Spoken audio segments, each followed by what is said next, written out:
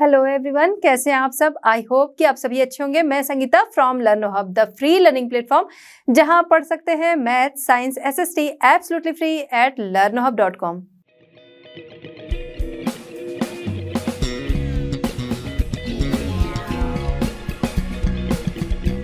बच्चों, आज हम डिस्कस करेंगे आईसीसी क्लास 10। टॉपिक हमारा है फॉर्मेशन ऑफ मुस्लिम लीग।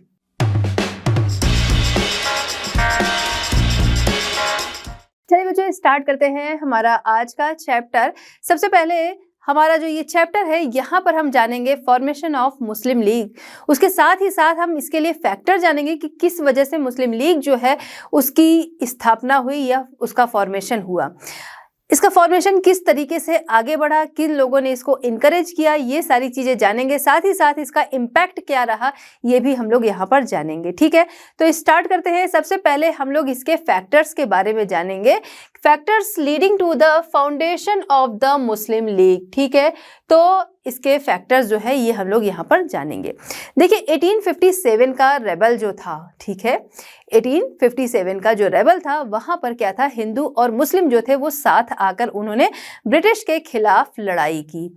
अब जब ब्रिटिश जो थे उनको ये दिखा कि हमारे सामने जो है एक बड़ी पावर खड़ी है, क्योंकि वो यहाँ पर अपना इंपीरियलिज्म जो था वो जमाना चाह रहे थे, अपना एम्पायर यहाँ पर बढ़ाना चाह रहे थे, जिसके खिलाफ उनको दिखा कि दो कम्युनिटी के लोग जो हैं, ठीक है, वो यहाँ पर उनके खिलाफ खड़े हैं। तो एक बड़ी पावर जो थी वो उनके खिलाफ खड़ी थी, जो कि उनके इंपीरियलिज्म के लिए एक बहुत बड़ा कह सकते हैं रास्ते का रोड़ा, या कह सकते हैं बहुत बड़ा बैरियर था। अब इसको तोड़ा कैसे जाए, इसके लिए इनको ये लगा कि भाई यहाँ पर क्या है, ये दो कम्युनिटी जो है वो हमारे सामने है, तो जरूरी है कि इनके बीच में, ठीक है, डिवाइड एंड रूल, इनको क्या किया जाए, इनको अलग कर दिया जाए, जिससे कि एक बड़ी पावर जो है वो हमारे सामने नहीं खड़ी हो पाएगी। साथ ही साथ कम्युनिटी बेस पर जब ये बटे हुए होंगे तो ये आपस में ही फाइट करते रहेंगे और हमारे खिलाफ नहीं खड़े हो पाएंगे। अच्छा, 1857 के बाद हमने देखा कि पॉलिटिकल वे में कंट्री को लगा, जो हमारे नेशनलिस्ट थे उनको ये लगा कि एक पॉलिटिकल पावर जो है वो अपने हाथ में होनी चाहिए। इसीलिए हम देखते हैं आगे फॉर्मेशन होता है कांग्रेस का, जहां पर क्या होता है, हिंदू और मुस्लिम जो थे वो दोनों ही थे, लेकिन ब्रिटिश पावर जिनको अपने खिलाफ ये एक बड़ी पावर जो थी वो खटक रही थी, उनको था कि इनको अलग करना जरूरी है, जिसका बेस्ट था कि कम्युनलिज्म जो है उसको इनकरेज किया जाए, और उन्होंने यही किया। और इसी वजह से आगे क्या होता है, मुस्लिम लीग की स्थापना होती है, मुस्लिम लीग का फॉर्मेशन होता है। अब ये मुस्लिम लीग जो था, इसकी फॉर्मेशन के पीछे क्या एक ही कारण थे? नहीं, इसके पीछे और भी बहुत सारे फैक्टर्स थे, इसको हम लोग यहाँ पर समझेंगे। सबसे पहले हम बात करेंगे loss of sovereignty by the Muslims. ठीक है, तो मुस्लिम्स जो थे उनकी सोवरेनिटी, उनकी संप्रभुता जो थी उसका लॉस हुआ था। देखिए यहाँ पर जब ब्रिटिश आए थे राज करने, उस दौरान यहाँ पर जो मुस्लिम्स थे इनका राज था। इससे पहले हिंदू जो यहाँ पर प्रॉपर रह रहे थे उनका राज था। बाहर से आए मुस्लिम्स, अब उनका राज हो गया था। ठीक है, तो ये बातें जो थी कहीं ना कहीं हिंदूज जो थे उनको खटकती थी कि भाई बाहर से आया हुआ पर्सन जो है वो राज कर रहा है। ठीक है, अब क्या था कि जब ब्रिटिश आए, अब उनको यहाँ पर अपना शासन जो था, अपना एम्पेरियलिज्म जो था वो यहाँ पर जमाना था, और जिसकी वजह से हम देखते हैं कि ब्रिटिश जो है उन्होंने अपना एम्पेरियलिज्म जो था वो जमाना शुरू कर दिया। अब इसकी वजह से जो शासन कर रहा, जो रूल कर रहा था उस दौरान, यानी कि मुस्लिम जो कर रहे थे, वो इस वजह से ब्रिटिश जो थे उनसे बहुत ज़्यादा नाराज थे, बहुत ज़्यादा चिढ़ते थे, और इसी वजह से 1857 का जो विद्रोह होता है वहाँ पर दोनों ही साथ आते हैं। ठीक है, तो यहाँ हम आते हैं ruled India before the British. British के पहले यहाँ पर कौन रूल कर रहा था? मुस्लिम्स जो थे वो रूल कर रहे थे, उनको हटा दिए गए। ब्रिटिश जो थे वो अपना एम्पायर यहाँ पर बढ़ा रहे थे। ठीक है, Muslim were the main target of the British. क्यों ऐसा था कि मुस्लिम जो थे वो मेन टारगेट थे ब्रिटिश का 1857 के विद्रोह के बाद? यहाँ पर ये हम लोग समझेंगे। अब क्या था कि मुस्लिम जो थे पहले उनका शासन था, उनका रूल था। ब्रिटिश आ गए, उन्होंने क्या किया, उनको हटाया और अपना रूल जो था वो यहाँ पर जमाने लगे, जिसकी वजह से ये नाराज थे। और 1857 का जो विद्रोह था उसमें इंडियंस के साथ इन्होंने पार्टिसिपेट किया, हिंदूज के साथ मुस्लिम जो थे उनका भी पार्टिसिपेशन था। अब ब्रिटिश जो थे उनको क्या दिखा, अपने खिलाफ एक बड़ी पावर, साथ ही साथ उन्हें ये दिख रहा था कि अभी अभी हम लोगों ने जिन लोगों से सत्ता छीनी है वो सारे कौन से हैं, वो सारे जो है या वो सभी जो हैं वो मुस्लिम्स हैं। इसलिए 1857 का जो विद्रोह था उसके बाद मुस्लिम जो थे वो मेन टारगेट पे थे ब्रिटिश के। दूसरा कि इन दोनों जो हिंदू एंड मुस्लिम जो पावर थी साथ थी, इन दोनों को अलग करना था, इसलिए यहाँ पर कम्युनिज्म जो था इसको इनकरेज करना था। इसलिए भी जो मुस्लिम्स थे वो टारगेट पर थे ब्रिटिश के कि हम लोग इनको अगर हिंदू से अलग कर देंगे तो ये पावर जो है वो इतनी स्ट्रांग नहीं रह पाएगी। इसीलिए क्या था, ये फैक्टर्स थे जिसकी वजह से इन्होंने टारगेट बनाया। एक तो ये कि भाई पहले जो शासन कर रहा था वो हमारे खिलाफ खड़ा ही होगा, दूसरा ये कि यहाँ पर कम्युनिटी बेस पर हम इनको अलग कर दें। ठीक है, he loss confidence of the British rulers, और इसीलिए कि भाई उस विद्रोह में ये लोग साथ आ गए थे, इसलिए उन्होंने ब्रिटिश रूलर्स जो थे उनका कॉन्फिडेंस यहाँ पर खो दिया था। The British did not consider Muslims as loyal. ठीक है, मुस्लिम्स को वो लॉयल नहीं मानते थे। चलिए बात करते हैं सेकंड फैक्टर। सेकंड फैक्टर हमारा है यहाँ पर economic backwardness of the Muslims. ठीक है, मुस्लिम्स के इकोनॉमिक बैकवर्डनेस जो है इसके लिए क्या फैक्टर थे वो हम लोग यहाँ पर देखेंगे। देखिए मुस्लिम जो थे वो उनको देखा जाए तो इकोनॉमिकली वो काफ़ी ज़्यादा बैकवर्ड थे। इसका क्या कारण था? इसका मेन कारण जो था वो ब्रिटिश पॉलिसी थी। ब्रिटिश पॉलिसी इसलिए थी क्योंकि जो ब्रिटिश थे उनमें देखा जाए चाहे सिविलियन मामले हों या आर्मी के मामले हों, वहाँ कहीं भी वो मुस्लिम जो थे उनको चांस नहीं देते थे। इसके अलावा गवर्नमेंट जॉब्स जो होती थी वहाँ पर भी मुस्लिम जो होते थे उनको चांस नहीं दिया जाता था। वहाँ पर जो जॉब मिलती थी चाहे लोअर पोस्ट की ही मिलती थी, लेकिन वो हिंदूज को ही दी जाती थी, मुस्लिम्स को नहीं दी जाती थी। तो इस वजह से क्या था, उनकी कंडीशन एक तरह से बिगड़ती गई। दूसरा हम आगे आते हैं। ठीक है, ब्रिटिश इकोनॉमिक पॉलिसी जो थी उसने क्या किया, मुस्लिम जो थे उनको पुअर बना दिया। ये भी हम लोगों ने समझा कि जो भी चाहे सिविलियन मामले हों चाहे आर्मी के मामले हों और चाहे हम बात करें गवर्नमेंट जॉब की, कहीं पर भी मुस्लिम जो थे उनको प्रेफरेंस नहीं दी जाती थी, हिंदूज जो थे उनको रखा जाता था। ठीक है, इसके अलावा हम बात करें चाहे लैंडलॉर्ड्स की चाहे जमींदार्स की, ठीक है, ये दोनों ही ठीक है क्या करते थे, जो ब्रिटिश होते थे उनको सपोर्ट करते थे। ठीक है, हम बात करें चाहे हिंदू लैंडलॉर्ड हो या मुस्लिम लैंडलॉर्ड हो, जमींदार्स की भी बात करें हिंदू हो या मुस्लिम हो, लेकिन अपने सेल्फिश के लिए ये लोग क्या करते थे कि ब्रिटिश जो थे उनको ही सपोर्ट करते थे। क्यों? क्योंकि भाई पहले अपना भला देखेंगे फिर दूसरे का करेंगे फिर जाके कम्युनिटी का भला करेंगे, है ना। तो इसलिए ये ब्रिटिश को सपोर्ट करते थे, तो इसलिए भी इनका उद्धार जो था वो नहीं हो पाया। इसके अलावा ब्रिटिश पॉलिसी ऐसी थी जिसकी वजह से यहाँ पर आर्ट एंड क्राफ्ट जो था उसकी कंडीशन बहुत ज़्यादा बिगड़ती गई। पहले भी हमने इन चीज़ों को समझाया।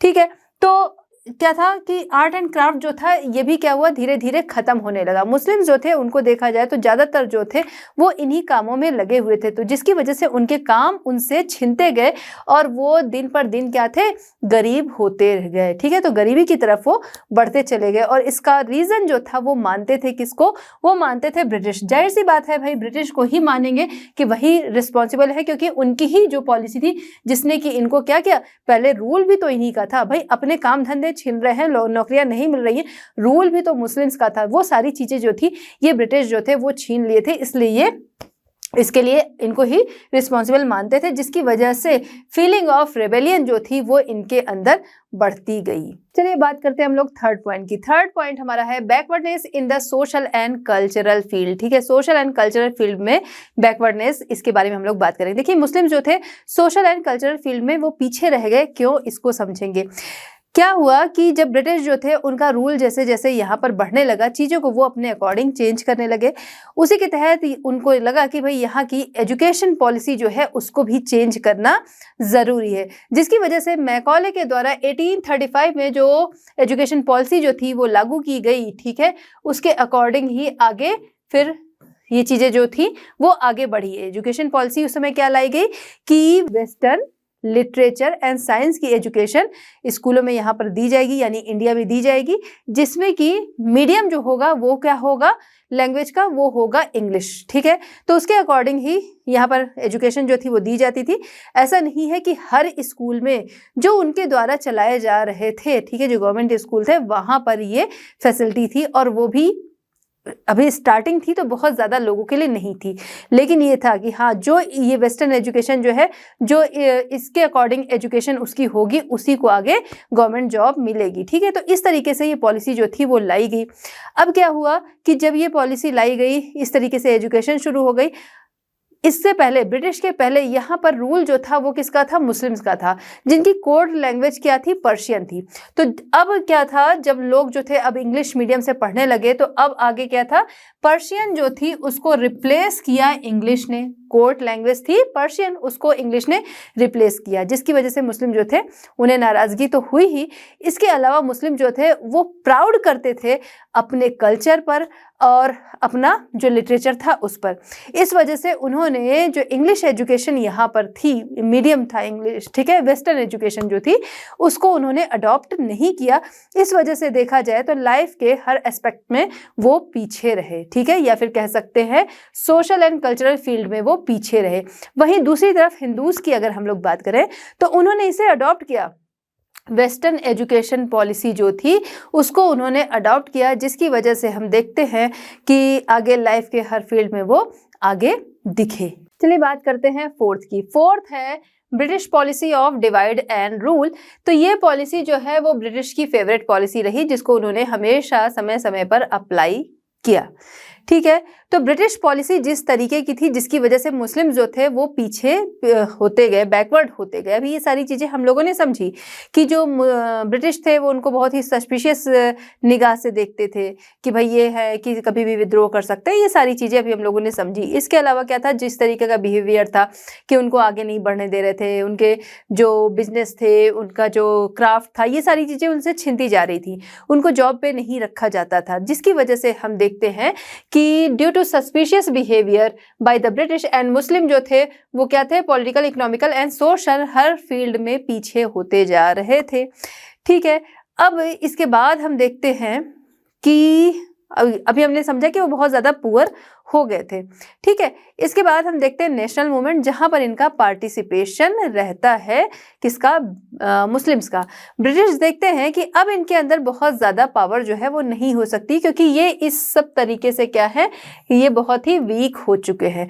तो अब क्या है कि इनको और ज़्यादा वीक करने के लिए अब क्या करेंगे, डिवाइड एंड रूल, इसका सीट जो है वो इनके बीच में डालते हैं, यानी कि कम्युनिज्म के सीट जो है वो डाल देंगे हिंदू और मुस्लिम्स के बीच में, जिसकी वजह से इनमें आपस में फाइट होती रहेगी और ये ब्रिटिश ताकतों के खिलाफ, ब्रिटिश पावर के खिलाफ नहीं खड़े हो सकेंगे। इसलिए उन्होंने ये तरीका जो था डिवाइड एंड रूल वाला वो निकाला कि अब वैसे भी इनमें पावर जो है वो नहीं है, जो भी बची खुची चीज़ है, ठीक है, तो but the national movement force the change in policy towards Muslim. ठीक है, तो ब्रिटिश जो थे उन्होंने यहाँ से अपनी पॉलिसी जो थी वो चेंज की, क्योंकि उनको लगा कि अब इनके पास बहुत ज़्यादा पावर है नहीं, अब जो भी है डिवाइड एंड रूल करके हम इन लोगों को और कमज़ोर बना दें। इसीलिए इन्होंने शुरू किया हिंदू और मुस्लिम जो थे उनमें आपस में कम्युनिज्म के को इनकरेज करना। इसके लिए जो हिंदूज थे उनके पास ये पहुंचते, मुस्लिम्स के लिए बोलते भाई ये तो प्लंडर्ड हैं, ये तो लुटेरे थे जो यहाँ आकर राज कर रहे थे, ये तो अत्याचारी हैं, और साथ ही साथ ये क्या है, सिर्फ अपना जो रिलीजन है उसी को सुपीरियर मानते हैं। ठीक है, और इस तरीके से इन्होंने यहाँ पर बहुत ज़्यादा अत्याचार किया। मतलब ये कि जो हिंदूज थे उनके अंदर इस तरीके का गुस्सा जो था, नाराज़गी जो था, वो और ज़्यादा भड़काने की कोशिश की। दूसरी तरफ मुस्लिम्स के पास ये जाते थे जिन एरियाज़ में, जिन रीजन में हिंदू रूलर होते थे, वहाँ के लिए बोलते थे कि भाई वहाँ पर जो मुस्लिम्स हैं उनकी कंडीशन देखो कितनी बुरी है, हिंदू जो है वो उन्हें आगे नहीं बढ़ने देते हैं। इस तरीके से हिंदू और मुस्लिम में कम्युनिज्म के सीट्स जो थे वो, या फिर कह सकते हैं कम्युनिज्म जो था उसको और ज़्यादा ये बढ़ाने लगे। डिवाइड एंड रूल के चलते ही 1905 में पार्टीशन ऑफ बंगाल किया जाता है ब्रिटिश के द्वारा, जिससे कि ये शो किया जाता है यहाँ पर कि जो मुस्लिम्स हैं, ठीक है, मुस्लिम जो हैं उनके इंटरेस्ट के लिए किया जा रहा है, यानी कि जो जिस प्रोविंस में, जिस क्षेत्र में मुस्लिम जो हैं वो ज़्यादा रहते हैं, वहाँ पर हम उनके लिए एक अलग से प्रोविंस बना रहे हैं। इसलिए यहाँ पर पार्टीशन जो है वो किया जा रहा है ताकि हिंदू जो है वो मुस्लिम्स के जो इंटरेस्ट हैं, उनके जो फ़ायदे हैं, उनको ये इफ़ेक्ट ना कर सकें, ठीक है। इसी को आगे बढ़ाते हुए कम्युनिज्म जो था इसको ही आगे बढ़ाते हुए 1906 में इस्टेब्लिश किया जाता है क्या, मुस्लिम लीग को। इसका रिजल्ट क्या होता है? इसका रिजल्ट ये होता है कि जो मुस्लिम्स थे उन्हें लगता है भाई जो पार्टीशन है ये तो हमारे भले के लिए, तो वो सपोर्ट करने लगते हैं बंगाल पार्टीशन को। साथ ही साथ क्या करते हैं, स्वदेशी जो कि इस पार्टीशन के साथ ही शुरू हुआ था, इसके विरोध में शुरू हुआ था स्वदेशी आंदोलन, स्वदेशी मूवमेंट, उसका ये विरोध करने लगते हैं कि ये सिर्फ और सिर्फ धोखा है, जो इंडियंस हैं वो अपने इंटरेस्ट के लिए ऐसा कर रहे हैं।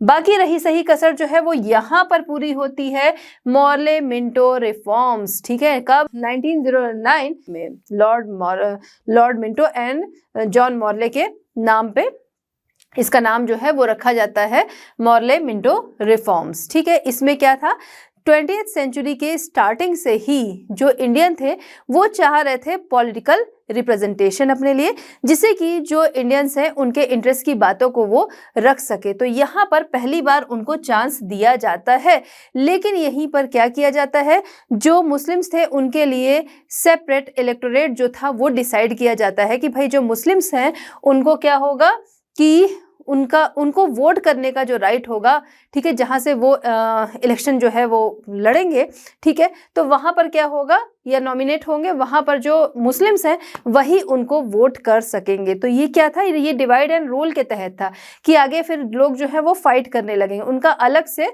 सेपरेट इलेक्टोरेट जो था वो यहाँ पर डिसाइड कर दिया गया, ठीक है। तो इस तरीके से डिवाइड एंड रूल के तहत कम्युनिज्म जो था उसको पूरी तरह से बढ़ावा देते हुए हिंदू और मुस्लिम को बांटने की ये कोशिश इन्होंने की। अब देखते हैं फिफ्थ है new interpretation of Indian history, ठीक है। इंडियन हिस्ट्री को नए तरीके से यहाँ पर सामने रखा गया। देखिए जो ब्रिटिश हिस्टोरियन थे उन्होंने यहाँ की जो हिस्ट्री थी यानी इंडियन हिस्ट्री जो थी उसको दो पार्ट में डिवाइड किया, हिंदू और मुस्लिम में, ठीक है, यानी कम्युनिटी बेस पर यहाँ की हिस्ट्री को भी बांटा गया। Presentation of Indian history by English historian, community base पर इसको दो पार्ट में बांटा गया, हिंदू और मुस्लिम, जहाँ पर जब हिंदू रूलर्स थे उस दौरान क्या शो किया गया कि हिंदू रूलर्स जो है वो अपना रूल कर रहे हैं और बाहर से मुस्लिम इन्वेडर्स जो थे वो आए, उन्होंने प्लंडर किया, यहाँ पर लूटपाट की और अत्याचार किया और फिर इसको अपने कब्जे में कर लिया, ठीक है, एज अ कॉन्करर, ठीक है। वहां पर शो किया कि मुस्लिम जो को कि as a invader, as a conquerors, कि उन्होंने आकर यहाँ पर कब्जा कर लिया। इसके बाद हिस्ट्री का नेक्स्ट पार्ट ये शो करते हैं मुस्लिम्स वाले में कि जब मुस्लिम रूलर जो है वो रूल कर रहे हैं और उस समय इंडियंस जो थे वो इनके अधीन थे, ठीक है, उन्होंने इंडियंस को सब्जुगेट कर रखा था। इस तरीके की हिस्ट्री जो थी वो इन्होंने सामने रखी और इसी तरीके की हिस्ट्री क्या की कि हर जगह जोर शोर से समझाना बताना शुरू किया, ठीक है, कि यहाँ की हिस्ट्री जो है, इंडियन हिस्ट्री जो है वो इस तरीके की है। बट यहाँ का कल्चर जो था, जो जितना रिच था उसको उन्होंने सामने नहीं रखा, ठीक है।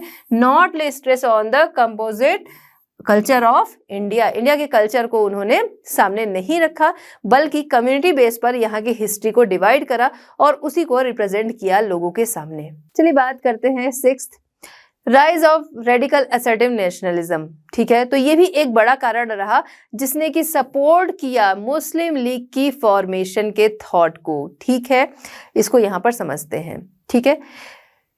असर्टिव जो थे इनके राइज होने के साथ ही साथ बहुत ज़्यादा इनकरेज हुआ नेशनल मूवमेंट, ठीक है, नेशनल मूवमेंट जो था वो बहुत ज़्यादा इनकरेज हुआ, लेकिन वहीं पर इनके कुछ एक्शन ऐसे थे जिन्होंने ये शो किया कि भाई कम्युनलिज्म जो है वो इनके बीच में है, या फिर कह सकते हैं इनके एक्शन जो है वो कम्युनलिज्म वाले हैं, कि यहाँ पर सांप्रदायिकता वाली बात है। कैसे, जैसे कि बात करें हम लोग बाल गंगाधर तिलक की, इनके द्वारा शुरू किया गया शिवाजी एंड गणेश फेस्टिवल, तो ये क्या था, ये हिंदूज की चीजें थी, ठीक है, जो हिंदू थे उनके लिए। अब हम आते हैं अरबिंदो घोष। अरबिंदो घोष जिन्होंने नेशन को एज अ मदर रिप्रेजेंट किया, दूसरी तरफ नेशनलिज्म को उन्होंने एज अ रिलीजन माना। ठीक है, तो यहाँ पर क्या हो रहा था, यहाँ पर शो हो रहा था क्या, या फिर कह सकते हैं यहाँ पर जो एम्फेसाइज किया गया, एम्फेसाइज किस पर किया गया, यहाँ एम्फेसाइज किया गया जो एंशियंट इंडियन हिस्ट्री रही या फिर एंशियंट इंडियन हेरिटेज जो रहा उस पर एम्फेसाइज किया गया। मतलब जो पुरानी चीजें जो थी वो शुरू की जा रही थी, वहीं पे इग्नोरेंस हो रहा था किसका, मेडिवल इंडियन कल्चर जो था उसका। अब इस दौरान क्या था, मेडिवल वाले टाइम में, इस टाइम तो भाई मुस्लिम्स जो थे वो यहाँ पर आकर राज कर रहे थे, उनका रूल था, तो यहाँ पर उनकी इग्नोरेंस हो रही थी, जो कि ये शो हो रहा था उनके लिए कि हमको क्या किया जा रहा है, अलग से हमको अलग किया जा रहा है, कि ये जो चीज़ें ये लोग इम्पोर्टेंस दे रहे हैं वो जो हिंदूज़ की चीज़ें हैं उनको इम्पोर्टेंस दे रहे हैं, हमारे कल्चर या हमारे जो थॉट्स हैं, हमारी चीज़ों को यहाँ इम्पोर्टेंस नहीं दी जा रही है।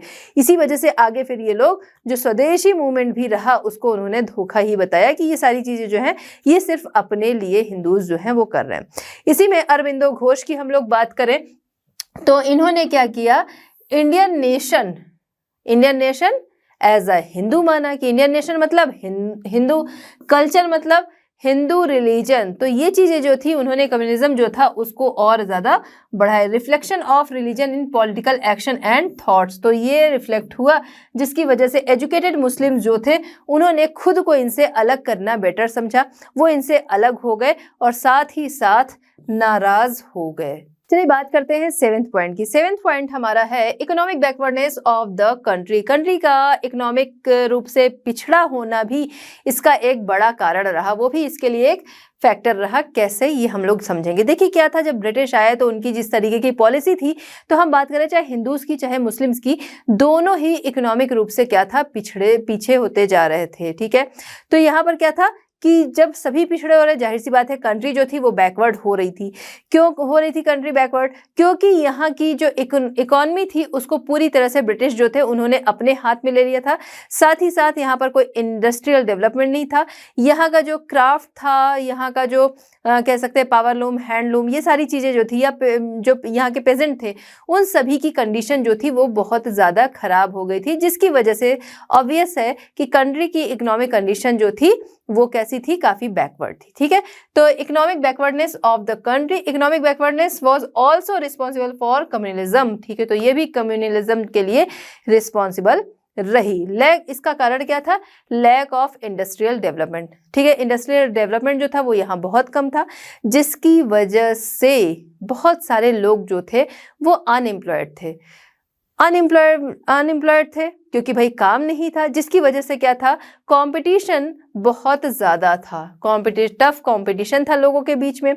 अब क्या है कि एम्प्लॉयमेंट जो था वो सबको चाहिए, इसके लिए लोग अलग अलग तरह से जो था मांग करने लगे। जैसे आज के टाइम में हम देखते हैं कि कहीं कहीं पर कुछ चीज़ों में क्या है, रिजर्वेशन जो है वो चलता है। ठीक है, तो वही रिजर्वेशन की वो लोग मांग करने लगे, कहीं पर कम्युनिटी बेस पर, कहीं पर किसी बेस पर। ठीक है, तो डिमांड फॉर रिजर्वेशन जो था इसकी डिमांड होने लगी। मुस्लिम जो थे वो कहने लगे भाई हम जो है हम माइनॉरिटी में हैं तो हमें चाहिए, ये सारी चीजें थी। ठीक है, this strengthen the divide and rule policy, जिसने क्या किया, डिवाइड एंड रूल जो पॉलिसी थी पहले ही ये लोग जो थे इसको अडॉप्ट कर रहे थे, हर जगह अप्लाई कर रहे थे। यहाँ पर अनएम्प्लॉयमेंट की वजह से क्या था, डिमांड होने लगी रिजर्वेशन की, जिसकी वजह से लोग जो था कम्युनिटी, कास्ट, इन सारी चीज़ों में यहाँ पर बंटने लगे। ठीक है, तो डिवाइड एंड रूल की जो पॉलिसी थी उसको यहाँ से मजबूती मिली।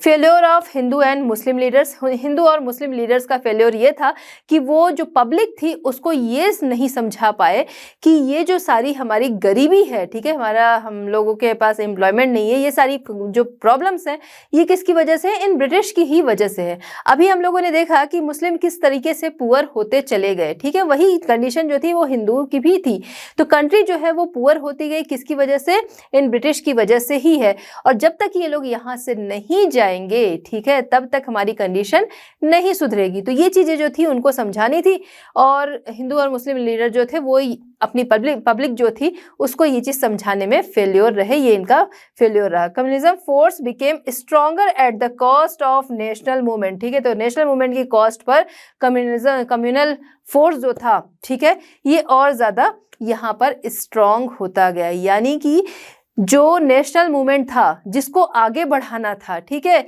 अब यहाँ पर लोग जो थे वो बंटने लगे थे कम्युनिटी बेस पर। चलिए बात करते हैं 8th पॉइंट, जो कि है हिंदी उर्दू कंट्रोवर्सी 1900। ठीक है, हिंदी उर्दू कंट्रोवर्सी 1900 क्या था ये, इसको हम लोग यहाँ पर समझेंगे।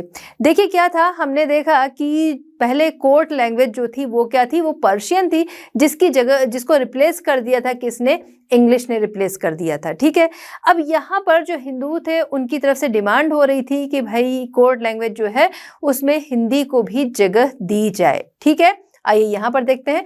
तो यूनाइटेड प्रोविंसेस जो थी, यूनाइटेड प्रोविंसेस जो कि अभी उत्तर प्रदेश में है, इसी बेस पर, अभी तो उत्तर प्रदेश है लेकिन इस बेस पर, यूनाइटेड प्रोविंसेस के बेस पर इसे यूपी भी कहा जाता था। ठीक है, तो अभी के टाइम में देखा जाए उत्तर प्रदेश, उत्तराखंड, ये वाला एरिया।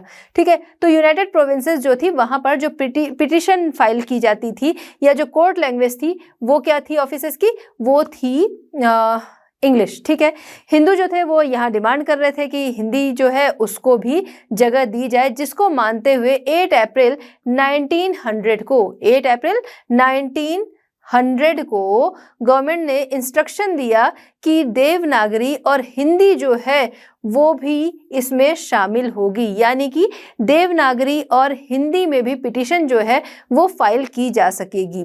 ठीक है, याचिका दायर करना, तो वो फाइल की जा सकेगी। अब ये चीज़ें जब मुस्लिम जो थे उन्होंने सुना तो वो इससे बहुत ज़्यादा नाराज़ हुए। इसके विरोध में उन्होंने मीटिंग्स वगैरह जो है वो बुलाई। काफ़ी टाइम तक उनकी ये मीटिंग जो थी वो चलती रही कि भाई ये चीज़ क्या है कि हमारी जो लैंग्वेज है उसको तो हटा दिया गया और इनको जगह दी गई, तो इनको दी गई, हमको जगह नहीं दी। इस वजह से क्या है, मुस्लिम जो थे वो यहाँ पर नाराज़ हुए। दूसरी तरफ हिंदू भी जो थे वो भी इनके विरोध में, उन्होंने भी भाई मीटिंग बैठाई कि भाई हमारा ये विरोध कर रहे हैं इसलिए। तो आपस में इनकी मीटिंग्स जो थी वो अपने अपने ग्रुप जो थे उनके साथ चलती रही और यहाँ से कम्युनिज्म जो था इसको बढ़ावा मिला। ठीक है, ये दो कम्युनिटी के रूप में जैसे जैसे ये बढ़ते जा रहे थे तो यहाँ पर एक टॉपिक इनको ये भी मिल गया था, जिसकी वजह से इनके बीच की जो रिफ्ट थी, खाई थी कम्युनिज्म वाली, वो और ज्यादा वाइड होती चली गई। चलिए हम बात करते हैं 9th पॉइंट, जो कि है effort of sir Syed Ahmad Khan. ठीक है, सर सैयद अहमद खां के एफर्ट की बात हम लोग यहाँ पर करेंगे कि इनका क्या एफर्ट रहा कम्युनिज्म जो था उसके रिफ्ट को और ज्यादा वाइड करने में। ठीक है, तो सर सैयद अहमद खां, जैसा कि अभी हम लोगों ने पहले देखा कि जो मुस्लिम्स थे वो बहुत, उन्होंने अडॉप्ट नहीं किया वेस्टर्न एजुकेशन या फिर अदर कल्चर, जिसकी वजह से क्या हुआ, पॉलिटिकल, सोशल एंड इकोनॉमिकल तीनों ही फील्ड में वो बैकवर्ड रहे। सर सैयद अहमद खां का भी मानना था कि मुस्लिम जो है वो उसको वेस्टर्न एजुकेशन जो है उसको अडॉप्ट ना करने की वजह से ही मुस्लिम जो है वो बैकवर्ड होते जा रहे हैं। इसलिए इन्होंने जो मुस्लिम्स थे उनको सलाह दी या फिर कह सकते हैं उनको एडवाइस किया कि वो वेस्टर्न एजुकेशन जो है, ठीक है, उसको अडॉप्ट करें। देखा जाए तो सर सैयद अहमद खां जो थे वो फर्स्ट थे जिन्होंने मुस्लिम्स को वेस्टर्न एजुकेशन अडॉप्ट करने की एडवाइस दी। इनके अगर हम लोग थॉट्स की बात करें, इनके थॉट्स कैसे थे, तो उस दौरान इनके थॉट्स जो थे वो बहुत ही लिबरल थे, बहुत ही लिबरल थे। देखिए यहाँ पर उन्होंने कितनी खूबसूरत बात कही है, the Hindus and the Muslims are the two eyes of the beautiful bride that is India. ठीक है, तो अब ये सोचिए उनके थॉट्स इस समय कैसे थे। इसके बाद ठीक है, वेस्टर्न एजुकेशन जो था मुस्लिम्स के बीच में बढ़ाने के लिए उन्होंने फाउंडेशन रखी किसकी, मोहम्मदन एंग्लो ओरिएंटल कॉलेज की। ठीक है, मोहम्मदन एंग्लो ओरिएंटल कॉलेज कब रखी इसकी फाउंडेशन, 1857। ठीक है, MAO। ठीक है, इसकी फाउंडेशन उन्होंने रखी जिससे कि जो मुस्लिम्स हैं वहां पर आए और एजुकेट हो सकें। ठीक है, वेस्टर्न एजुकेशन भी उनको मिल सके जिससे कि वो आगे बढ़ सकें, बैकवर्डनेस जो है उनका वो उनके आगे ना आए। ठीक है, यहाँ पर उन्होंने अपॉइंट किया as a principal Mister Beck को। ठीक है, मिस्टर बेग को उन्होंने एज अ प्रिंसिपल अपॉइंट किया। अब इनके कांटेक्ट में जब सर सैयद अहमद खां आते हैं तो इनके थॉट्स जो हैं वो पूरी तरह से चेंज हो जाते हैं।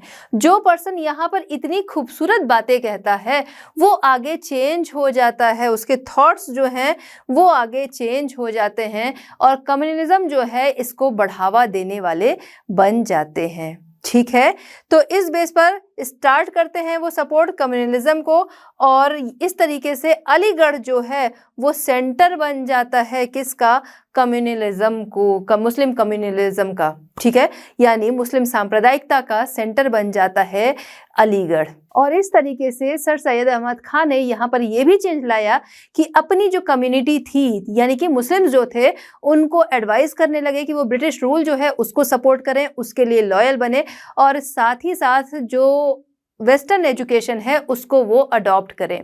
इसके साथ ही साथ उन्होंने एडवाइस किया मुस्लिम्स को कि वो नेशनल मूवमेंट जैसी चीज़ जो है, नेशनल मूवमेंट जैसी जो चीज़ें हैं उनसे दूर रहें, हिंदू से दूर रहें, कांग्रेस से दूर रहें, क्योंकि ये सारे जो हैं वो हमारे खिलाफ है, ये सिर्फ अपना ही इंटरेस्ट जो है उसको देखते हैं। इस तरीके से लोग जो कह सकते हैं मुस्लिम कम्युनिटी जो थी उनको इन्होंने भड़काना शुरू किया। और इस तरीके से यहाँ पर हम देख रहे हैं इतनी अच्छी सोच रखने वाले कि हिंदू मुस्लिम यूनिटी जो थी, यहाँ पर हमें दिखता है कि उसमें विश्वास रखने वाले जो पर्सन थे वो कम्युनिज्म को बढ़ाने वाले हो गए। चलिए अब देखते हैं उन इवेंट्स को जो कि मुस्लिम लीग की तरफ ले गए, मुस्लिम लीग की फॉर्मेशन की तरफ ले गए, उनको हम यहाँ पर समझेंगे, ठीक है।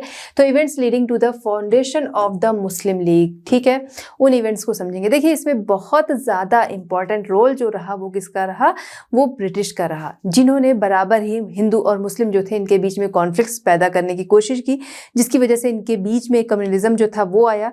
और आगे हम देखते हैं कि सर सैयद अहमद खां का इसमें बहुत ज़्यादा इंपॉर्टेंट रोल रहा, जिन्होंने जो मुस्लिम थे उनको आगे भड़काने की कोशिश की, या कह सकते हैं कि उनको उनके थॉट्स जो थे वो चेंज करने की कोशिश की, और उसके बाद कम्युनिज्म जो है उसको बढ़ावा दिया, और जिसकी वजह से हम देखते हैं मुस्लिम जो है उन्होंने हिंदुओं से अलग हो जाना ही बेटर समझा, और आगे मुस्लिम लीग अपने इंटरेस्ट के लिए मुस्लिम लीग की फॉर्मेशन ये करते हैं, ठीक है। आइए यहाँ पर देखते हैं सबसे पहली चीज़ कि जो ब्रिटिश थे वो कभी साइड लेते थे हिंदूज़ की, कभी लेते थे मुस्लिम की। तो ऐसा होता है कि हम लोग कभी भाई कोई जो बेटर लगा उसकी साइड ले लिए, कभी कोई और बेटर लगा उसके पॉइंट्स जो हैं वो बेटर हैं तो उसकी साइड ले ली। लेकिन यहाँ पर क्या था, जो ब्रिटिश जो थे वो इसलिए साइड नहीं ले रहे थे, वो इन दोनों के बीच में कॉन्फ्लिक्ट्स पैदा करने के लिए इस तरह कर रहे थे। कभी वो हिंदूज़ जो थे उनके पास जाते, जैसा अभी पहले भी हम लोगों ने समझा, उनसे बोलते हैं कि भाई ये मुस्लिम जो है वो बाहर से आए हुए इन्वेडर्स हैं, आक्रमणकारी हैं, और तुम्हारा जो राज्य रहा, तुम्हारे राजा लोग रहे जो, तो तुम्हारे राज्य को इन्होंने हड़प लिया। इसके अलावा हिंदू जो थे उनको ये लोग जॉब वगैरह जो थी वो उनको दिया करते थे। इसके अलावा हिंदी उर्दू कंट्रोवर्सी, हालांकि 1900 की बात है, अभी हम लोग और पहले की ही देख रहे हैं। तो ये सारी चीज़ें जो थी किस लिए थी, इन दोनों के बीच में कॉन्फ्लिक्ट जो है ज़्यादा से ज़्यादा पैदा हो सके, या कम्युनलिज्म जो है वो बढ़ सके, इस वजह से इस तरीके के थॉट्स जो है, सांप्रदायिकता जो है वो बढ़ सके, इसलिए ऐसा इन्होंने किया, ठीक है। अब इसको वन बाय वन हम लोग देखते हैं। तो ब्रिटिश जो थे कभी उनका साइड ले रहे थे, कभी उनका साइड ले रहे थे, इसीलिए कि दोनों के बीच में कॉन्फ्लिक्ट्स जो हैं वो क्या हो, वो बढ़ते रहे। आगे हम देखते हैं सर सैयद अहमद खां, जो कि काफ़ी लिबरल थे, जिनका फेथ था हिंदू मुस्लिम यूनिटी में। उनके थॉट्स जो हैं वो भी यहाँ से चेंज हो जाते हैं। MAO Mohammedan Anglo oriental college, वहाँ पर मिस्टर बेग को इसी उद्देश्य से, इसी ऑब्जेक्टिव से अपॉइंट किया जाता है कि भाई ब्रेन वॉश करना है, एक तरीके से कह लीजिए। तो यहाँ पर क्या था, सर सैयद अहमद खां जो थे उनका ब्रेन वॉश ही किया गया, कि उनके थॉट्स पहले क्या थे, लिबरल थे। आगे हम देखते हैं कि वो बिल्कुल ही चेंज हो जाते हैं, है ना।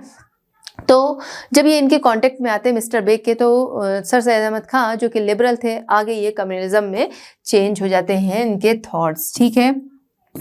अब आगे ये क्या करते हैं, ये जो मुस्लिम्स थे उनको समझाने लगते हैं कि भाई नेशनल मूवमेंट जो है वो हम लोगों के लिए नहीं है, वो नेशनल मूवमेंट जो है वो हिंदूज़ के लिए, इसलिए हमें उनसे दूर रहना चाहिए।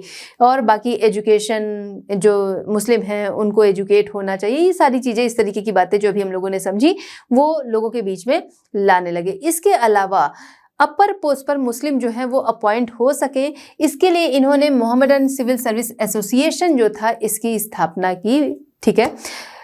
अब इसमें क्या किया इन्होंने मोहम्मदन सिविल सर्विस एसोसिएशन में, कि यहाँ पर अपर पोस्ट जो होगी वहाँ पर मुस्लिम तो रहेंगे, इसके अलावा कहीं पर भी अगर हम देखते हैं अगर अपॉइंट किया जाता है तो किस बेस पर किया जाता है, एग्जामिनेशन बेस पे लोग अप्लाई करते हैं और उसके बाद क्वालिफाई करते हैं। जो क्वालिफाई करता है उसको फिर आगे फिर अपॉइंट किया जाता है। लेकिन यहाँ पर क्या किया गया, यहाँ पर ये चीज़ की गई कि नॉमिनेशन के बेस पर अपॉइंट किया गया। भाई नॉमिनेशन जो हो रहा था उस बेस पर कि उसमें बाकायदा नाम वगैरह देख के भाई किस उससे हैं फिर आगे इसमें करना, क्योंकि यहाँ पर क्या था कि अपर पोस्ट जितनी है वो मुस्लिम जो होंगे उनको दी जाएगी और फिर उन्हीं को इसमें प्रेफरेंस जो है वो दी जाएगी। Check the rise of national movement among the Muslims, ठीक है। तो नेशनल मूवमेंट जो थे उनका विरोध करने के लिए, ठीक है, नेशनल मूवमेंट्स का विरोध करने के लिए, इसके अलावा जो मुस्लिम्स थे उनके इंटरेस्ट के लिए, ब्रिटिश जो थे उनको सपोर्ट करने के लिए, क्योंकि अभी पहले क्या था, जो ब्रिटिश थे वो इनके विरोधी थे और जो मुस्लिम्स थे वो ब्रिटिश जो थे उनके विरोधी थे। ये सारी चीज़ें अभी हम लोगों ने समझी कि दोनों ही एक दूसरे के बहुत बड़े विरोधी थे। लेकिन यहाँ पर क्या था, यहाँ पर ये था कि भाई इनको सपोर्ट अब हम करेंगे, हमें आगे बढ़ना है, हम मुस्लिम्स जो हैं हमें आगे बढ़ना है, तो हम जो ब्रिटिश हैं उन्हें सपोर्ट करेंगे। तो ब्रिटिश जो थे उनको सपोर्ट करना, अपना इंटरेस्ट जो है उसे बढ़ाना, ब्रिटिश रूल जो था उसको यहाँ पर स्ट्रॉन्ग करना, साथ ही साथ नेशनल मूवमेंट जो है उसका विरोध करना, उसको अपोज करना, इसके लिए इन्होंने इंडियन पैट्रियोटिक एसोसिएशन की स्थापना की। आगे हम देखते हैं 1887 में कन्विंस करते हैं मुस्लिम्स को मुस्लिम कॉन्फ्रेंस के लिए, फिर बाकायदा कॉन्फ्रेंस जो है वो होती है, ठीक है। इस दौरान क्या रहता है कि कांग्रेस की स्थापना हो चुकी थी, कांग्रेस की फाउंडेशन इस समय तक हो चुकी थी।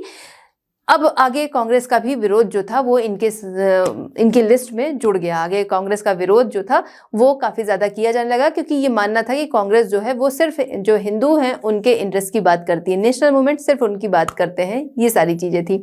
आगे हम देखते हैं 1893 में ऑर्गेनाइज करते हैं मोहम्मदन डिफेंस एसोसिएशन, ठीक है, जो मुस्लिम थे उनके इंटरेस्ट को, ठीक है, उनके हितों को बढ़ाने के लिए, उनके इंटरेस्ट को बढ़ाने के लिए आगे, और उसके अलावा कांग्रेस में वो ना जाएं, ठीक है, कांग्रेस में जो मुस्लिम हैं वो पार्टिसिपेट ना करें, उसको ज्वाइन ना करें, इसके लिए इन्होंने ऑर्गेनाइज किया मोहम्मदन डिफेंस एसोसिएशन।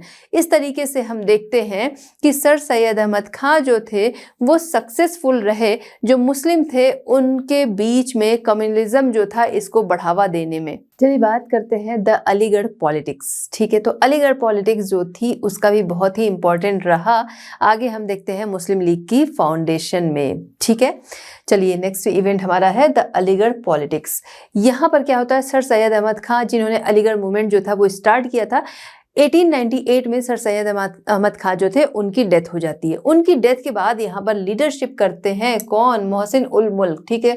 तो मोहसिन उल मुल्क जो थे वो अलीगढ़ मूवमेंट जो था उसकी लीडरशिप कर रहे थे। यहाँ पर क्या था, ब्रिटिश जो थे हिंदू और मुस्लिम को बांटने का काम कर रहे थे उसी दौरान, ठीक है। तो जो ब्रिटिश थे उन्होंने जानबूझकर क्या किया, जो मुस्लिम थे उनको इंडियन पॉलिटिक्स से अलग रखा, पहली चीज़।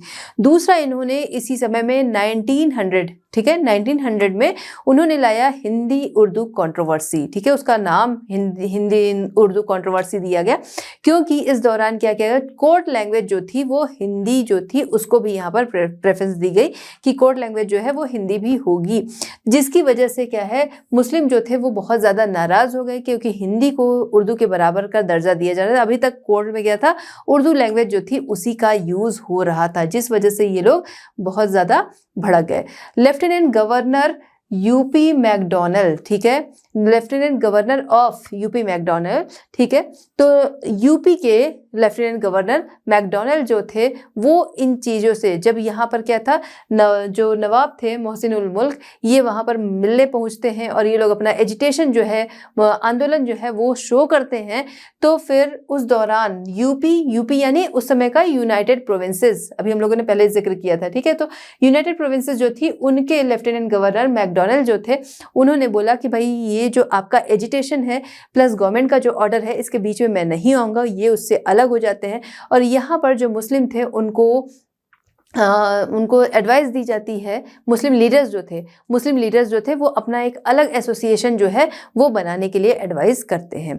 आगे हम देखते हैं लॉर्ड कर्जन के द्वारा 1905 में बंगाल डिवीज़न होता है, ठीक है, जहाँ पर बंगाल को ईस्ट और वेस्ट बंगाल में बांटा जाता है। ईस्ट बंगाल जहाँ पर मेजॉरिटी में कौन थे, वहाँ पर मेजॉरिटी में ईस्ट बंगाल, ठीक है। अभी हम लोगों ने इसके पहले भी देखा था, ये मान लीजिए ये है, ठीक है। तो ये हो गया ईस्ट, ठीक है, जो आसाम की तरफ लगा हुआ है, और इधर वेस्ट हो गया। तो जो ईस्ट बंगाल था वहाँ मेजॉरिटी में कौन थे, वहाँ मेजॉरिटी में मुस्लिम रह रहे थे। ठीक है, तो इसको उन्होंने मुस्लिम स्टेट जो था वो डिक्लेयर किया। ठीक है, और इधर की ओर हिंदू थे।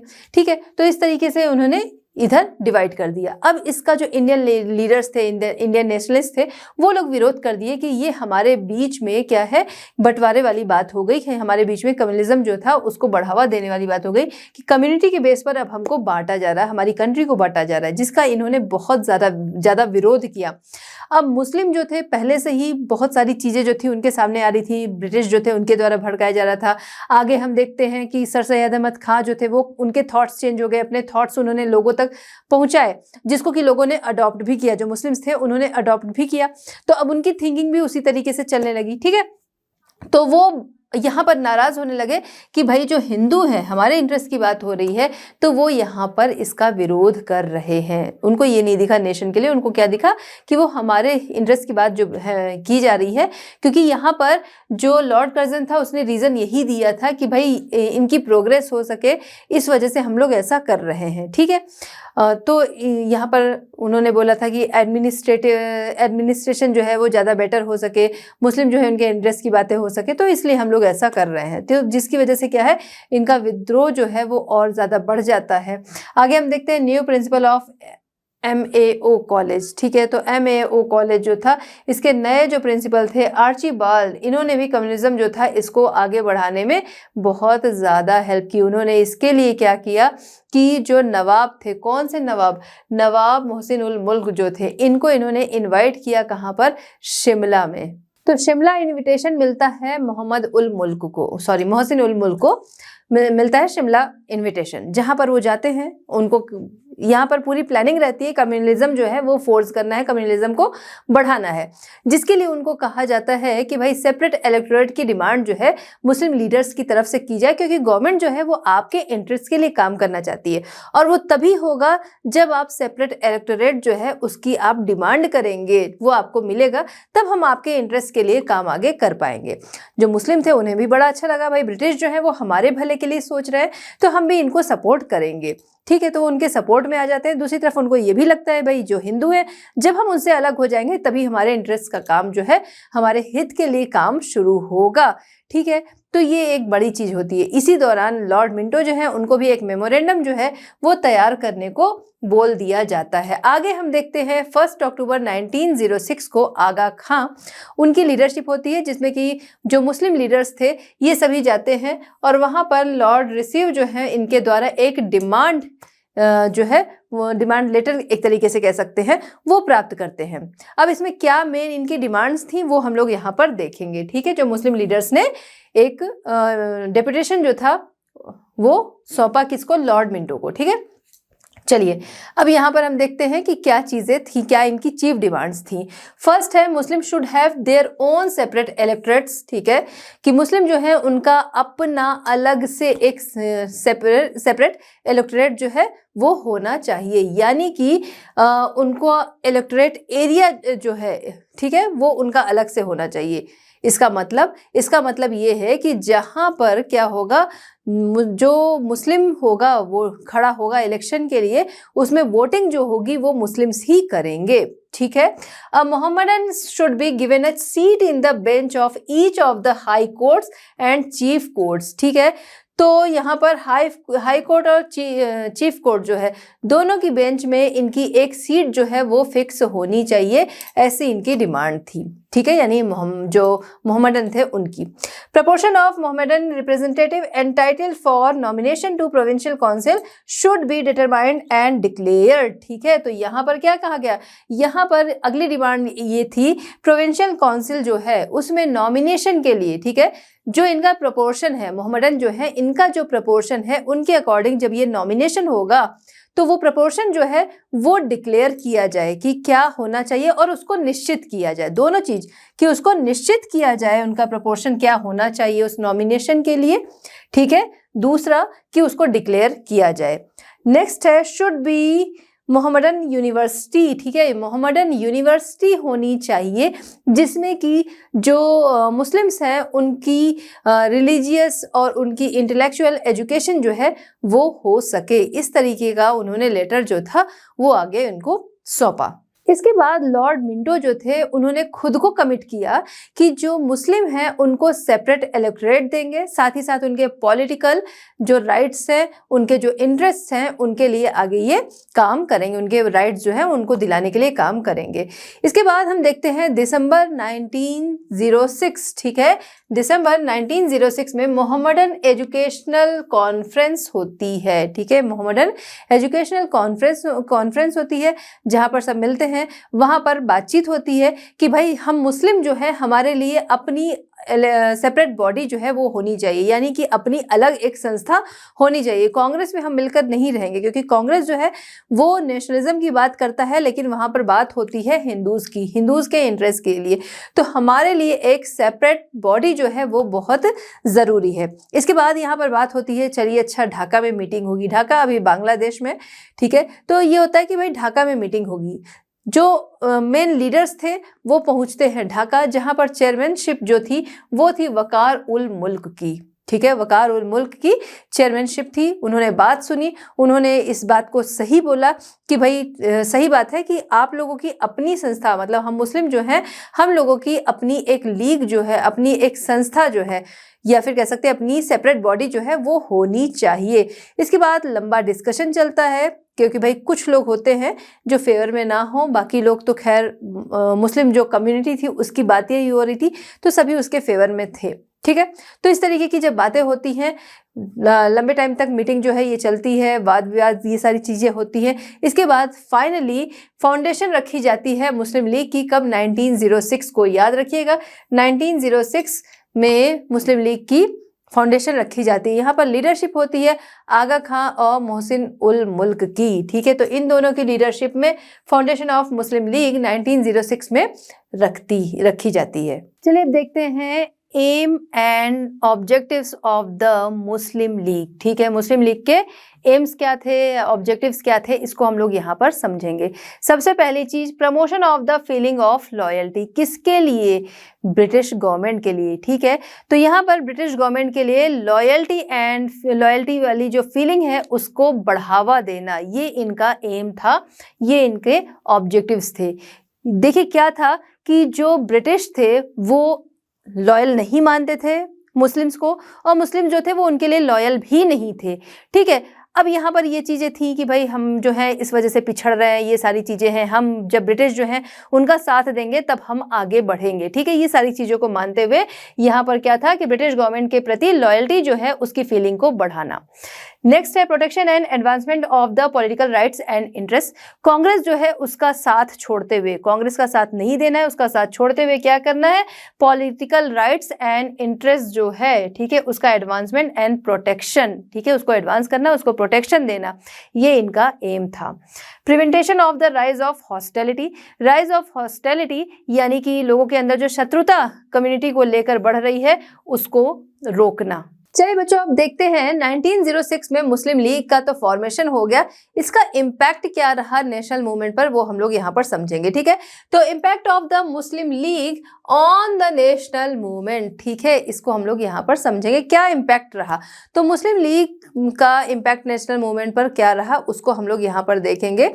मुस्लिम लीग जिसकी अपनी अब क्या थी, मुस्लिम जो थे उनकी अपनी एक बॉडी जो थी वो बन गई थी, यानी अपना इंस्टीट्यूशन मुस्लिम लीग के नाम से बन गया था, ठीक है, अपनी उनकी संस्था बन गई थी, जिसकी वजह से उन्हें लगा भाई उनकी पावर जो है वो बढ़ गई, साथ ही साथ उनको सपोर्ट जो ब्रिटिश थे उनका सपोर्ट भी था, ठीक है, जिसकी वजह से अब कांग्रेस जो भी डिमांड रखती थी ये उसका तुरंत ही इसके अगेंस्ट थे, उसका तुरंत ही अपोज करते थे जो भी डिमांड कांग्रेस की तरफ से रखी जाती थी। डिमांड चाहे तो नेशनलिस्ट हो और या हम बात करें डेमोक्रेटिक, हर तरह की डिमांड, बस डिमांड उधर से रखी गई इनकी तरफ से तुरंत ही अपोज कर दी जा रही थी। अब यहाँ पर जो ब्रिटिश थे वो बहुत खुश थे क्योंकि जो कम्युनलिज्म वो इनके बीच में देखना चाहते थे, इस तरीके की कॉन्फ्लिक्ट जो थे वो देखना चाहते थे, वो अब यहाँ पर दिख रहे थे। अब इनको कुछ करने की जरूरत नहीं थी, इन्हें दिख रहा था भाई कांग्रेस जो भी डिमांड रख रही है इसको यही अपोज कर दे रहे हैं, तो अच्छा खासा अब इनको यहाँ पर क्या हो गया था, इंपॉर्टेंट इंस्ट्रूमेंट जो था ब्रिटिश जो थे उनको मिल गया था। ठीक है कि हमें कोई चीज करने की जरूरत नहीं, यही लोग जो है वो मना कर देंगे। अब इसमें आगे बढ़त पाई 1909 मॉर्ले मिंटो रिफॉर्म। क्या था मॉर्ले मिंटो रिफॉर्म? 1909 में ये हुआ कि जो इंडियन है उनको पॉलिटिकल राइट्स दिए जाएंगे। ठीक है, पॉलिटिक्स में उनका पार्टिसिपेशन, पॉलिटिकल राइट्स क्या, उनका पार्टिसिपेशन जो है वो पॉलिटिक्स में यहाँ पर बढ़ाया जाएगा, जिसमें ये भी कहा गया जो मुस्लिम है उनको सेपरेट इलेक्टोरेट जो है वो दिया जाएगा। सेपरेट इलेक्टोरेट का क्या मतलब है कि जो एरिया है जहाँ पर मेजॉरिटी में मुस्लिम है वहाँ पर जो इलेक्ट होगा, ठीक है, वहां पर जब इलेक्शन होगा, ठीक है, जो कह सकते हैं इलेक्शन के लिए खड़ा होगा उधर से, ठीक है, तो वो कौन होगा, वो मुस्लिम होगा, क्योंकि मेजॉरिटी वहां पर मुस्लिम्स हैं उनकी है।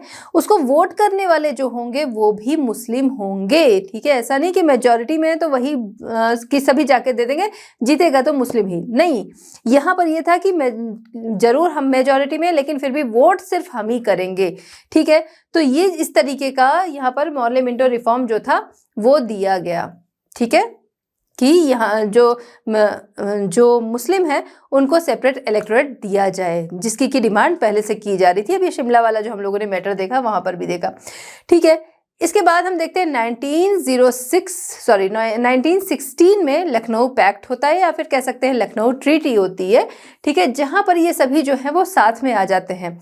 सभी में कौन कौन है? यहाँ पर सभी में है कांग्रेस, ठीक है, साथ ही में कौन से है, असर्टिव, ठीक है, और उसके साथ ही साथ मुस्लिम लीग। ठीक है, ये तीनों जो है वो साथ में आ जाते हैं। अब इनके बीच में इतनी फाइट थी, कैसे ये साथ में आ जाते हैं? तो ऐसे साथ में आ जाते हैं कि जो असर्टिव थे उनको ये समझ में अब आ गया था कि जो ब्रिटिश हैं उनसे फाइट करने के लिए हमें साथ में आना जरूरी है। 1914 फर्स्ट वर्ल्ड वॉर स्टार्ट हो चुका था, जिसकी वजह से जो इंडियन थे उनकी कंडीशन थी और ज़्यादा बुरी होती जा रही थी, और अब ज़रूरी था कि जो ब्रिटिश हैं उनके खिलाफ मजबूती से लड़ा जाए, इसलिए ये साथ आ गए।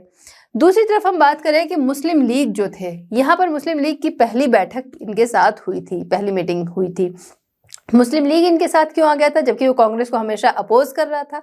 तो मुस्लिम लीग इसलिए सामने आ गया था सॉरी, पहला तो हम लोग बात करें 1905 का बंगाल डिवीजन। ठीक है, तो बंगाल डिवीजन हुआ, मुस्लिम जो थे फिर आगे खुश हुए कि भाई हमको अलग से एरिया जो है वो दे दिया गया, ये सारी चीजें थी।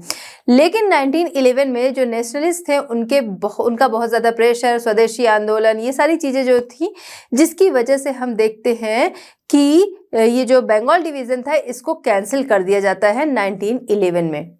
इसके अलावा और भी बहुत सारी पॉलिसीज थी, जिसकी वजह से जो मुस्लिम थे उन्हें लगा कि अरे हमको तो लगा था कि जो ब्रिटिश हैं वो हमारा साथ देंगे, लेकिन वो हमारा साथ नहीं दे रहे हैं, जो उन्होंने वायदे किए थे वो पूरे नहीं हो रहे हैं। ठीक है, जबकि यहाँ पर क्या था, पूरी तरह से मुस्लिम जो थे वो सपोर्ट कर रहे थे ब्रिटिश को, लेकिन अब यहाँ पर उनको चीज़ें जो थी वो समझ में आने लगी थी, इसलिए वो कांग्रेस के साथ आ गए कि और भी अदर पॉलिसीज थी, जिसकी वजह से अब यहाँ पर साथ में आ गए। अच्छा, लेकिन यहाँ पर क्या है, यहाँ पर लिखा है बिटरनेस इंक्रीज्ड।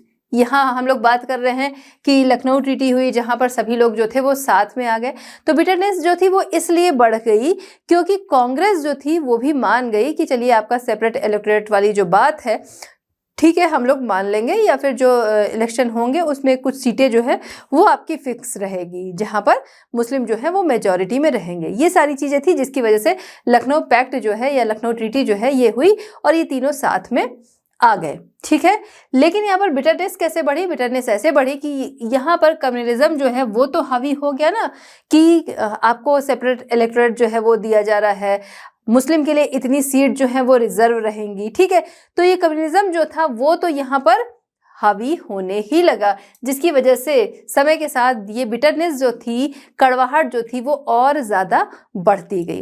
अब हम बात करते हैं, आगे आते हैं खिलाफत मूवमेंट। खिलाफत मूवमेंट क्या था इसको समझेंगे। 1914 टू 1918 चला था फर्स्ट वर्ल्ड वॉर। ठीक है, तो फर्स्ट वर्ल्ड वॉर जहाँ पर ऑटोमन एम्पायर जो था उसकी हार हो जाती है, उसके जो लीडर थे वो कैलिफ थे, जो कि जितने भी मुस्लिम थे उनके लिए वो एक स्पिरिचुअल लीडर थे। अब यहाँ पर ब्रिटेन के द्वारा ऑटोमन एम्पायर जो था, ठीक है ध्यान रखिएगा, ब्रिटेन के द्वारा ऑटोमन एम्पायर जो कि हार गया था, उसको यहाँ पर एक ट्रीटी, शर्मनाक ट्रीटी जो थी वो साइन करनी पड़ी। अब कैलिफ जो कि पूरे मुस्लिम जो थे उनके स्पिरिचुअल लीडर थे, उनको यहाँ पर एक शर्मनाक ट्रीटी जो थी वो साइन करनी पड़ी, जिसकी वजह से पूरी दुनिया के जो मुस्लिम थे वो नाराज हो गए। और यहीं पे शुरू होता है खिलाफत मूवमेंट, इसलिए कि ये ट्रीटी जो है वो वापस ली जाए और हमारे जो कैलिफ हैं उनका सम्मान उनको वापस दिया जाए। ठीक है, तो इसलिए खिलाफत मूवमेंट जो था वो चल रहा था। इसको सपोर्ट किया महात्मा गांधी ने भी और कांग्रेस ने भी। ठीक है, तो यहाँ पर तो मजबूती मिलती है, लेकिन इसके बाद हम देखते हैं कुछ ना कुछ चीजें जो है आगे पीछे चलती रहती हैं। फिर अभी यहाँ पर हमने बात की ना, कम्युनिज्म जो था ये तो यहाँ पर हावी होने लगा था।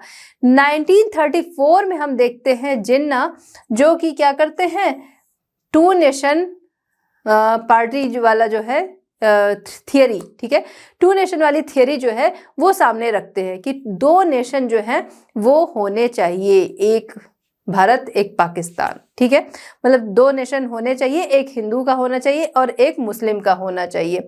1940 में क्या होता है, लाहौर रेजोल्यूशन या पाकिस्तान रेजोल्यूशन क्या है कि 1940 में इसको पास किया जाता है, जिसको लाहौर रेजोल्यूशन या फिर पाकिस्तान रेजोल्यूशन के नाम से जाना जाता है, जहां पर यह होता है कि हाँ अब जो मुस्लिम है उनके लिए एक अलग देश बनेगा जिसका नाम होगा पाकिस्तान। ठीक है, तो ये एक्ट जो है वो लाया जाता है इनकी तरफ से, जिसको कि हम लोग पाकिस्तान रेजोल्यूशन या फिर लाहौर रेजोल्यूशन के नाम से जानते हैं। फाइनली फिर बहुत सारी चीज़ें जो है वो चलती रहती हैं। इसी दौरान 1939 में सेकेंड वर्ल्ड वॉर होता है। 1939 से सेकेंड वर्ल्ड वॉर जो है जब चल रहा होता है तो ये होता है कि भाई हमें क्या है, जो इंडियन लीडर थे इनकी तरफ से कहा जाता है कि हमको इसी समय आज़ादी जो है वो चाहिए। फिर कहा जाता है भाई वर्ल्ड वॉर के बाद ही दे दी जाएगी, लेकिन होते होते 45 to 47 में हमें आज़ादी मिलती है। लेकिन हमें जब आज़ादी मिलती है उसके साथ ही साथ पार्टीशन होता है। हमारी आज़ादी मिलने के साथ ही क्या होता है, पार्टीशन होता है, एक भारत और एक पाकिस्तान। टू नेशन थियरी जो थी वो यहाँ पर अब आकर अप्लाई हो जाती है पूरी तरह से, यानी कि पाकिस्तान जिसकी अभी तक बात ही हो रही थी अब वो रियलिटी में एक सामने आता है। जिसका मेन कारण क्या था, इसका मेन कारण था मुस्लिम लीग की सेपरेटिस्ट टेंडेंसी कि हमें अलग हर एक चीज़ चाहिए। पहले सेपरेट इलेक्टोरेट जो था वो चाहिए, अब हमें अलग नेशन चाहिए। इसी वजह से यहाँ पर नेशनल मूवमेंट जो थे उस पर क्या इम्पैक्ट रहा वो हमने देखा कि धीरे धीरे ये आपस में बढ़ते गए और 1947 में फाइनली देश तो आज़ाद हुआ, उसके साथ ही साथ देश के दो टुकड़े भी हो गए। तो बच्चों इस तरह हमारा ये चैप्टर यहाँ पर कंप्लीट होता है। मिलते हैं next chapter at Learno Hub. Learno Hub free है पर बेस्ट है।